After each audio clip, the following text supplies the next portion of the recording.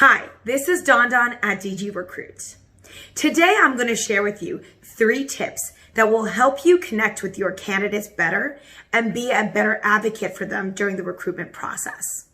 In today's crazy environment where there are lots and lots of recruiters proliferating in this industry all the time, you have to distinguish yourself as a candidate expert because you need to make sure that people rely on you, like the experience to working with you, and will recommend you to talk to their colleagues, their friends, their businesses to become the headhunter for them. So in today's world, we need to have that in mind when we're looking at how we treat candidates on a day-to-day basis and how do we really break through the commodity to being the expert, the hard to replace rarity, right? You don't want to just be that generic recruiter that calls people and has like a sheet of questions. That call never goes well and it never goes really anywhere.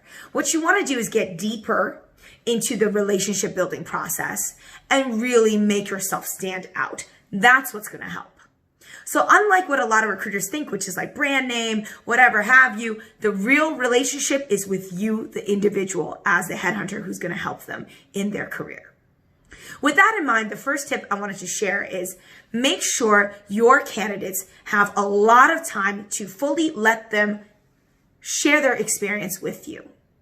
What this means is that you have to only use open questions when questioning them. I see a lot of recruiters who consistently are afraid to either not build rapport strong enough or they just don't know the questions to ask, and they tend to ask closed questions, which are like yes or no questions. That's the fastest way to turn off the relationship building process because you're not really going to get many points of information if all you're doing is grilling them. Do you want a new job? Yes. Are you open to networking? Yes. Do you want to think about and look at all my roles? Yes. Why don't we start again using open questioning? What kind of roles are you interested in? What kind of opportunities make sense to you? What gets you excited about your career, right? So all of those things, you need to make sure you can build that relationship with the trust of open questioning format.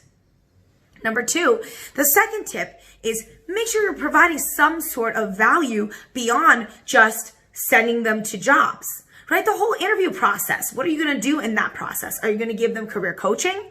Are you going to help them write their resume? Now that writing resume piece is humongous. I really don't think you're doing your candidate a favor if you don't help them with their resume. Because what I realized early on in my process was if I don't do their resume, I cannot control the way my client is perceiving my candidate because I did not do the resume. If I did the resume, at least I can edit, change, do all the things necessary to manipulate the profile to 100% sell to my client.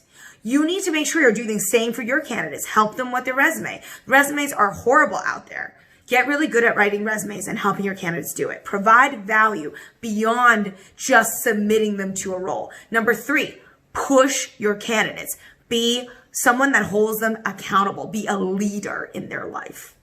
What happens a lot, especially with junior recruiters, is that they don't want to apply pressure. They want to please. And pleasing people is good and well. Trust me, I'm a people pleaser myself, and I love to bring a smile to people's face, and that's why I make all my cheesy jokes. But at the end of the day, does that get you anywhere? Does that result in a successful placement? And the answer a lot of times is no, because you're not doing the tough things. You're not having the tough conversations that you need to have to make sure that you really educate your candidate. Be like, whoa, whoa, whoa. That's not the right thing for you, or this isn't a good move, or hey, you're doing this wrong, right? Especially my role now. I've been in recruitment. I've been a successful top biller, and I talk to other recruiters who think they're successful and they're not, and I will be utterly upfront and say, hey, did you know the market standard is X dollars of production?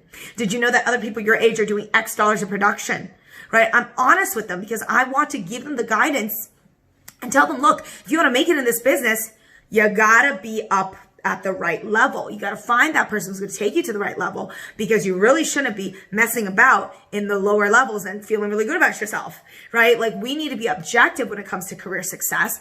Push your candidates and support them.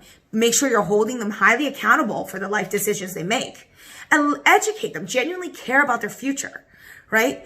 And again, a good example of that would be sometimes to female candidates or to minority candidates or to an insecure, any candidate really. Any candidate who's a little bit more humble, who more kind of leans toward that side of the spectrum.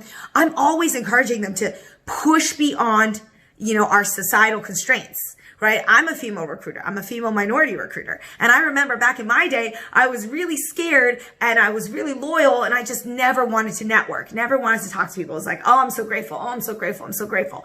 But the reality is I put in a lot of effort and I got very successful. And had I just been a little bit more selfish, I would have had a lot more career opportunities ahead of me.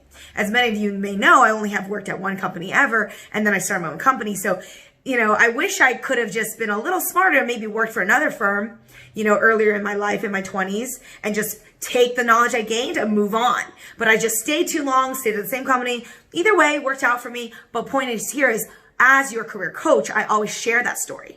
Right? With my candidates, I recruit recruiters. With my candidates, I always share with them my mistakes, the experiences I've had, and just be like, look, this is why some of these decisions may not be the best because I was you once. I thought about the same thing at that time and I wanted to do the same thing. And this is why it was a mistake, right? Those are the pros and cons of my decision making. Right? So you can do the same for your candidates. Another thing I educate people a lot about is the gender wage gap. Right? Back in my role when I was recruiting for medical doctors, I literally would educate female candidates and say, don't do this to yourself. I'm going to call your male colleague at the same department and he's going to go for this job and you're going to hold yourself back. And that's exactly why the wage gap exists when it comes to gender. Right? And I did this I literally would say these things. I would say, read LinkedIn, really study this. Like, I'm here to help you. A 50 grand difference in your career is going to make a huge difference. I mean, these are medical doctors, right? So they're making 190. I'm like, look, I can get you 250, right? At the end, unfortunately, she did not go for it, but I at least did what I should have done, which is educate and push and make sure that I really take my platform and I'm really doing right by people, really making them think and pushing them to be their better selves, because sometimes they won't get there on their own. And that's our job as a career coach, as a recruiter, as an all-encompassing, career professional for those in our network, because we have a unique place in society. We have a unique job that really we can add so much value beyond what's normal. I hope this video helped you. As always, comment, like, share, post, whatever.